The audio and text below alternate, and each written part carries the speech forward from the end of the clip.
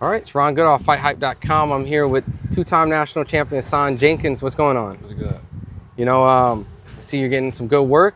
You're training real hard today. How would you describe your training session today? My training session was good. I worked very hard. I did 12 rounds in the bag, got a good sweat in, some good pad work. This is a regular, normal day in the gym, staying prepared for anything that's coming up. Right now, how old are you? 16. 16, two-time national champion. What type of weight class or weights did you compete at? I've competed at 101, 114, 125, 132. Now I'm about to go up to 143.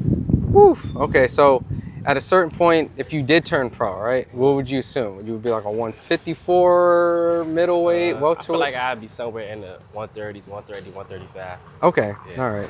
And then eventually you probably move up and grow and things like that. How tall are you? I'm not sure. I think I'm like 5'11". Okay. 5'11". That's a pretty tall guy to be competing in those weight classes. You'll be like the Tommy Hearns in those divisions. How would you describe your fighting style if there was a certain way to I describe can it? say I can fight in there. On the outside and the inside, from close range, mid range. I'm just all around fighter. Yeah. Is there certain fighters that like you watched or enjoyed growing up? I definitely, of course, I say Floyd. Old school. I'm not really into old school fighters, but I like Bud, Jerome Boots Ennis, Bam Rodriguez. I like those fighters. So you like guys that have a lot of versatility, tricks in their bags, flashy, but very fundamentally sound? Yes. Awesome. With that, I know that you're working with Lamont Roach Sr. As your trainer, and you're working with the No Excuse. How did you link up with No Excuse and everyone around here? I'm not sure. My dad just brought me to the gym around like 2020. I was already boxing though, and my dad brought me over here because No Excuse had like more kids and more work for me to get better. So I just came over here, and it's been good ever since. Yeah. Did you get a chance to get some good work with some of the guys here? Were you thrown in the lion's den essentially and had to? I say yes, but because when I first came here, my first week I sparred. But yeah, I sparred Ben, I sparred Jordan, and I sparred Lamont. But they're bigger than me, so except for Jordan. But Ben and Lamont didn't work with me. Me and Jordan used to spar, but never don't spar anymore.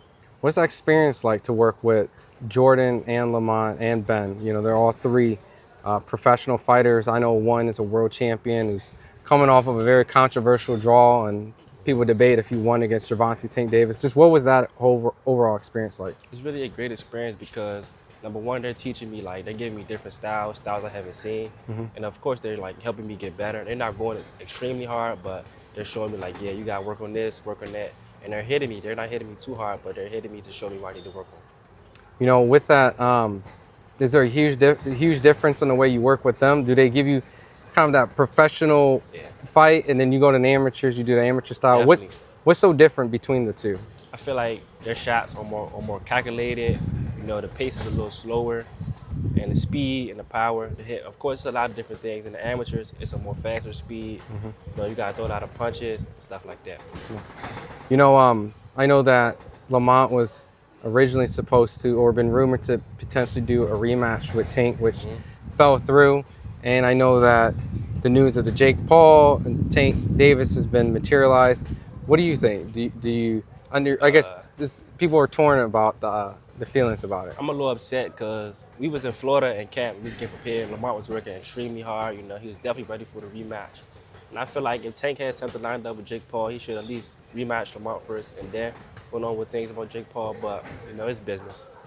Do you feel like somewhere along down the lines that they would potentially meet again? Or do you think that maybe Tank might just take the Jake Paul fight and just run off in the sunset and kind of do what he needs to do? And I'm not sure. He might run off into the sunset. He might rematch. We'll never know. Do you think it was a good decision from optics? Because, I know you've been around Lamont and he's been training really hard, and, he was destroying the bags, honestly, today. So I'm sure some of that was out of frustration. But, for the most part, do you think that would have been a tougher fight for Tank than the first fight? Of course. Lamont's been working extremely hard. He wants that win. And, he wants to be the top dog. So, of course. I know that if the Tank fight doesn't happen, it seems like Shakur and Lamont's been kind of speaking positive about an idea of them having a competitive match with each other, and maybe that might be a fight that happens sometime next year. Yeah. I know that you're going to be backing your guy, but how do you vision the fight between Lamont and Shakur plays out? I vision a very technical fight, a lot of skill being shown. I probably maybe more skill that was shown in the Tank versus Lamont fight. Do you think, because people view Shakur as like a very technical defensive wizard, you know, in his division, and after his win against Zepeda, you know, he shows that he can fight in the inside, but as well make adjustments. And, you know, I think Ring Magazine has slated him as the best lightweight now. Do you feel that, in a sense, between Shakur and Lamont, that would determine the best lightweight if they faced each other? Yes, definitely. Definitely. Is there something in that fight where you see them having to box, or do you see someone being the aggressor and having to, I guess, make it a fight? I feel like Lamont is definitely going to be the aggressive Tank. I mean, Shakur is always on his back foot, you know, that's his style. So Lamont will have to come forward. So that's what I'm expecting. Do you feel like while that style is someone come forward and someone's on their back foot, that it still will produce fireworks, or do you still see it just purely just like a boxing match? And someone I feel up like if the fight is getting too close, man, I believe the fight is going to be close, or it's going to be in Lamont's favor. But I feel like if Shakur knows he has to pick it up, he's going to try to come forward. But I feel like Lamont knows what to do. He's going to handle business. Awesome.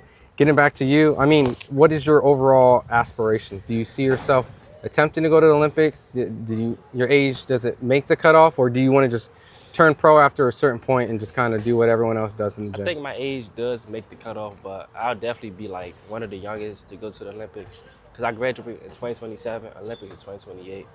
But hopefully I can make it to the Olympics, then eventually turn pro, become a world champion, you know, but make a lot of money though. That's the thing. Boxing is a business. You got to get your money and get out the sport.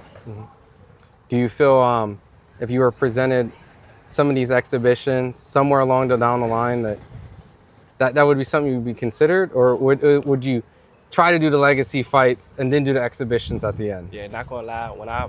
As a boxer, I feel like, of course, you should get your legacy, have a good career, and then once you already prove yourself, you can go take the big $100 million fights, $75 million fights after you already proved yourself, but not when it's too early. Yeah. Is you know, in the amateurs, is there someone that you see yourself potentially having that super fight with later down? I mean, someone that you're like 1-1 or 2-0, and you think they're good, and you're probably going to see them in the professional, like essentially your nemesis, your Ali Frazier. Is there someone? I'm not sure. You know, I don't know what these guys are going to do after the amateur. Some guys might just want to box as kids, not turn pro. So you would never know. But right now I'm still young, so I fight different guys every tournament. So I never know. Awesome. My very last question before I let you go. I mean, there has to be a favorite fight that you like watching here and there that you continue to go back over and over. It doesn't matter what time. What fight is that and why? Not gonna lie, it's pretty much a recent fight. And I say Terrence Crawford versus Errol Spence. Errol Spence was one of my favorite fighters, and I was definitely down with Terrence Crawford during it, like on the build up of that fight. When I watched it, Terrence Crawford's a special guy, and I always go back and watch that fight. You know, he worked his jab, body shots, he used basically every punch in a boxing game to beat Errol Spence. And that right there was a beautiful night of boxing. I always go back and watch that fight. You think he has a good chance against Canelo? Because I know that he's probably listed as the underdog. Definitely. I think I got Canelo, but I definitely think Terrence Crawford can win for sure. Awesome. Before I let you go, for a lot of the fight fans that's just tuning in and learning about you, where can they follow you on social media? They can follow me on Instagram at 5k.Asaan. All right.